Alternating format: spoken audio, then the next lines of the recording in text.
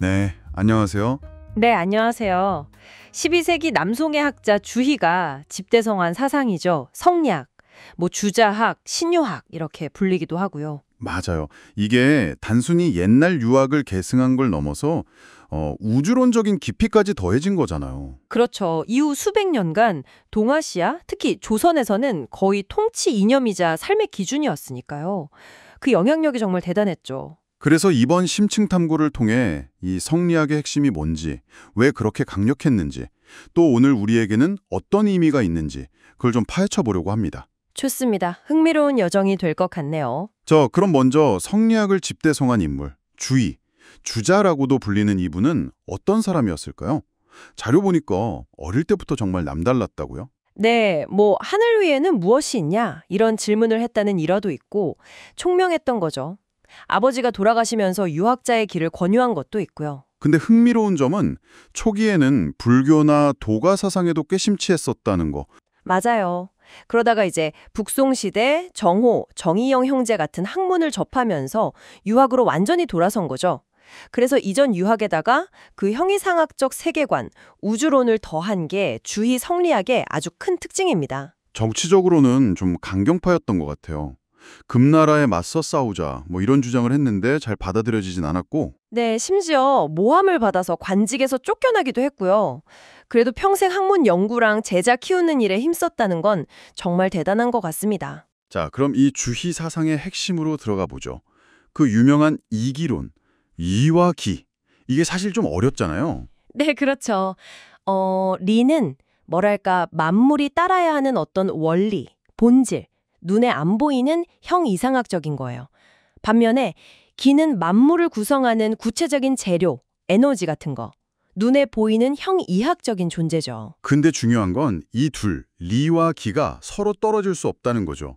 상즉 분리. 바로 그겁니다. 절대 분리될 수 없는 관계죠. 밤하늘의 달은 하나인데 이게 리, 강물 상태 이게 기에 따라 비치는 달 모습은 다 다르다.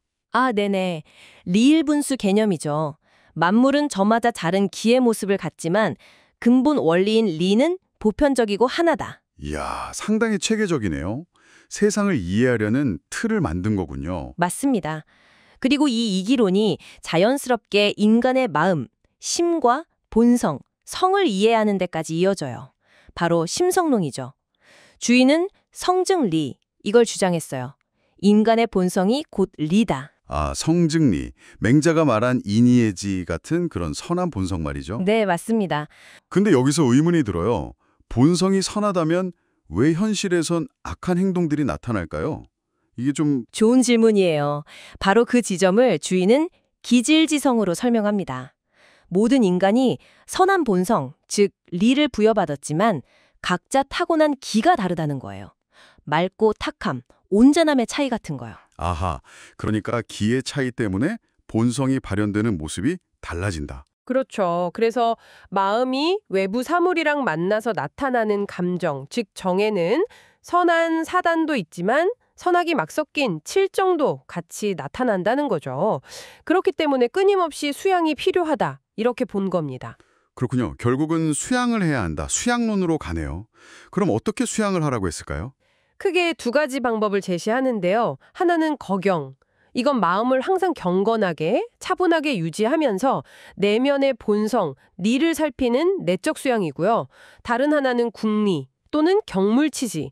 이건 이제 사물이나 학문을 깊이 탐구해서 그 안에 담긴 이치를 깨닫는 좀 외적인 수양이죠. 거경은 내면 성찰, 국리 경물치지는 지식 탐구. 주인은 알미 먼저고 행동이 뒤따른다, 선지후행을 말하긴 했지만 사실 알과 실천 둘 다 굉장히 중요하게 여겼어요. 궁극적인 목표는 알을 통해서 본성을 회복하고 도덕적인 삶을 실현하는 거였죠. 그렇군요. 근데 이 경물치지에 대해서는 이게 너무 지식 탐구에만 매몰돼서 실제 행동이나 사회 개혁과는 좀 거리가 멀어졌다는 비판도 있지 않나요? 자료에서도 그런 뉘앙스가 있었고요. 네, 그런 비판이 분명히 있습니다. 후대로 가면서 이론이랑 실천의 균형이 좀 깨졌다거나 지식 탐구가 현실 문제 해결과는 좀 동떨어지는 경향이 나타났다는 지적이죠. 이렇게 정립된 성리학이 이후 동아시아 전체로 퍼져나갔고 특히 우리나라는 고려말 안향을 통해 들어와서 조선 건국의 핵심 이념이 되었죠. 맞습니다. 이황 선생님의 주리설, 이 선생님의 주기설처럼 한국 나름의 독자적인 발전도 이루었고요. 일본에도 큰 영향을 미쳤고요. 네, 정말 조선 사회의 기틀을 다지고 높은 도덕적 이상을 제시한 건 분명한 사실인 것 같아요. 그렇죠. 하지만 아까 말씀하신 것처럼 시간이 흐르면서 이상과 현실의 괴리가 커졌다는 점도 봐야 합니다. 점차 이론 중심으로 흐르거나 때로는 지배층의 논리로 활용되기도 했고요. 특히 조선 후기가 되면서 사회 변화에 발맞추지 못하고 좀 경직되는 모습도 보였다는 평가도 있고요. 네, 그런 면들이 있죠. 이상은 높았지만 현실 적용에서는 여러 문제점과 비판에 직면했던 겁니다. 오늘 저희가 주위의 성리학을 쭉 훑어봤는데요. 우주의 원리부터 인간 본성 그리고 수양까지 정말 방대하고 심오한 체계라는 걸 다시 한번 느꼈습니다. 네, 세상을 어떤 보편적인 이치, 즉 리로 설명하고 인간의 도덕성까지 그에 근거한다고 본 거대한 시도였죠. 마지막으로 좀 생각해볼 거리를 던져주신다면요? 성리학은 세상 모든 것의 근본 원리를 찾으려고 했잖아요. 어쩌면 그 하나의 원리에 대한 강한 믿음이 때로는 현실의 복잡함이나 다양한 가치들을 좀 간과하게 만든 건 아닐까 하는 생각도 듭니다. 오늘날 여러분께서 무언가를 배우거나 어떤 판단을 내리실 때 중요하다고 생각하는 그 원리 너머에 혹시 놓치고 있는 다른 중요한 건 없는지, 그 원리가 현실을 너무 단순화하고 있지는 않은지 한 번쯤 돌아보는 건 어떨까요? 성리학이 우리에게 던져주는 또 다른 성찰의 기회가 아닐까 싶습니다.